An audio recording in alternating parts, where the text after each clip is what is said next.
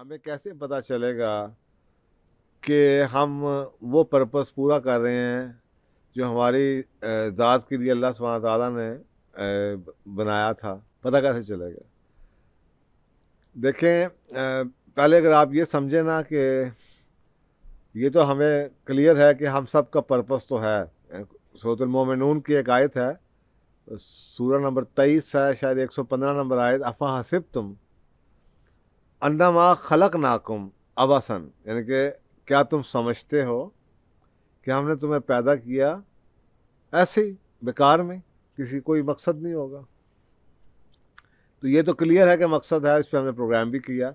पता कैसे चलेगा कि हम वाकई ही वो अल्लाह को खुश कर रहे हैं और अपनी मकसद पूरा कर रहे हैं? देखें, सिंपल सी बात यह है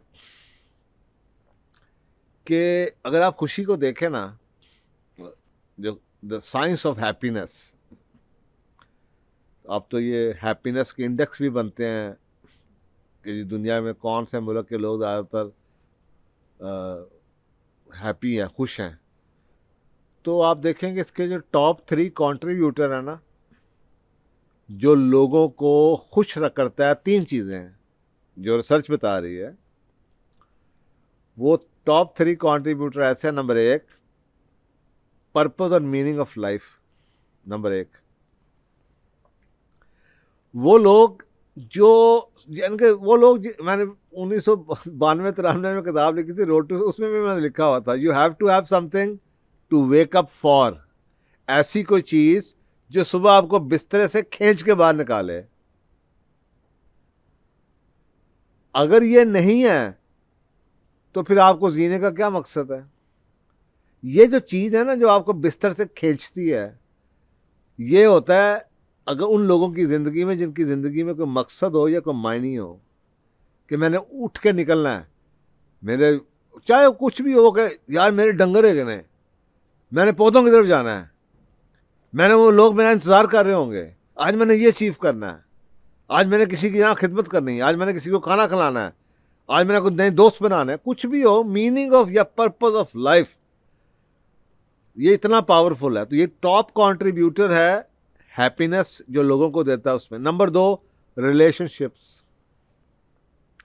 जितने ज़्यादा बेहतर आपके रिलेशनशिप्स होंगे उतने ज़्यादा आप खुश होंगे। अब आप मुझे बताएं, इसका मतलब ये हुआ जो लोग लड़ते रहते हैं, गालियां देते रहते हैं और खाते रहते हैं, कभी इससे लड़ाई की, कभी उससे मुंहमारी की, कभी उसका हक मारा, कभी इसका हक मारा, कभी घर में लड़ाई, कभी रिश्तेदारों से लड़ाई, बात बात पे गुस्सा दिखाना, वो खुश नहीं रह सकते। ये तो नंबर 2 हो गया, रिलेशनशिप्स। और नंबर 3, पॉजिटिविटी। वो लोग जो पॉजिटिव लाइफ में रहते हैं, और चलो यार छोड़ो ना, और छाड़ ना यार, और आ जाना यार, they will always show you the other side of it.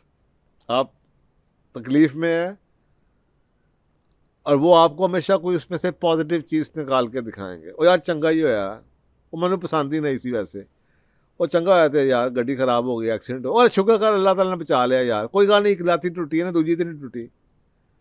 वो आपको हमेशा हर एडवर्सरी में से कोई पॉजिटिव चीज़ दिखाते हैं। दुनिया में हर शख्स के साथ मसले हैं, लेकिन वो लोग उन मसलों को दूसरी तरफ से देखते हैं। ये 3 चीज़ें टॉप कंट्रीब्यूटर। इसका मतलब है कि अगर हम इन 3 कंट्रीब्यूटर्स को, टॉप कंट्रीब्यूटर्स को देखें कि ये खुशी देते हैं, तो उनमें से एक सबसे प्राइमरी जो हमने बताया वो पर्पस ऑफ लाइफ है।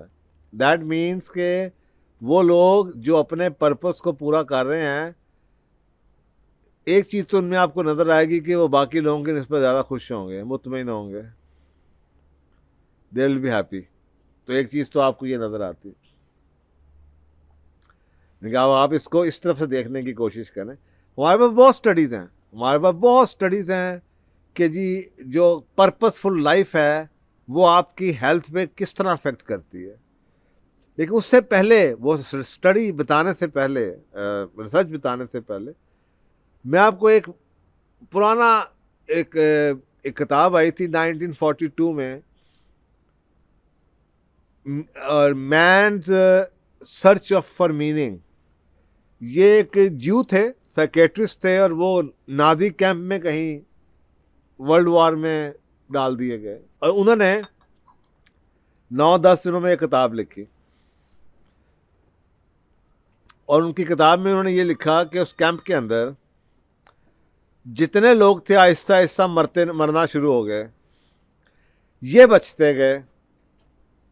तो इन्होंने देखा कि जो लोग बचे थे वो वही लोग थे जिनका ज़िंदगी का कोई मकसद था कि मैं यहाँ से निकल जाऊँ तो मैं ये करूँगा, मैं किताब लिखूँगा, मैं ऐसा नहीं करूँगा या वैसा करूँगा, मैं ये पढ़ाऊँगा, ये नफ़रत ख़त्म करूँगा, समथिंग लाइक दिस। यानी कि उनका कोई मकसद था, कोई लाइफ का मायने था। जिनका कोई मायने था वो ही जुल्म उन पे भी हो रहा है, वो बच गए और वो नहीं बचा। उसने किताब ये लिखी कि ये, और साइकेट्रिस्ट था।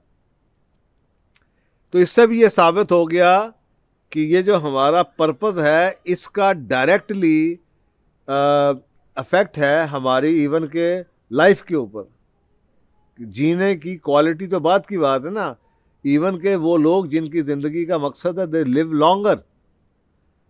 वो मकसद, इसलिए आपने अक्सर गौर किया होगा, जब लोग रिटायर हो जाते हैं और वो काम नहीं करते, छोड़ देते हैं, तो बड़ी जल्दी उनकी सेहत ख़राब हो जाती है। ये अच्छी बात है कि नौकरी से रिटायर, आपको काम से रिटायर नहीं होना चाहिए। कोई ना कोई काम एक ऑब्जेक्टिव बनाते रहें।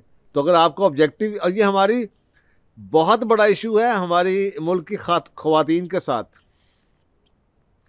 मसलन वो अपनी ज़िंदगी का मकसद ही छोटे छोटे बनाती हैं। मेरी ज़िंदगी का मकसद बस ये है जी, मेरी औलाद अच्छी जगह पे पढ़ जाए, जॉबें मिल जाएं, ये सेटल हो जाएं, बीवी बच्चियों की शादी हो जाए। अच्छा, मज़े की बात ये, जब ये शादी हो जाती है और बच्चे लड़के सेट हो जाते हैं, उसके बाद समझें उसकी ज़िंदगी का मकसद ख़त्म हो गया।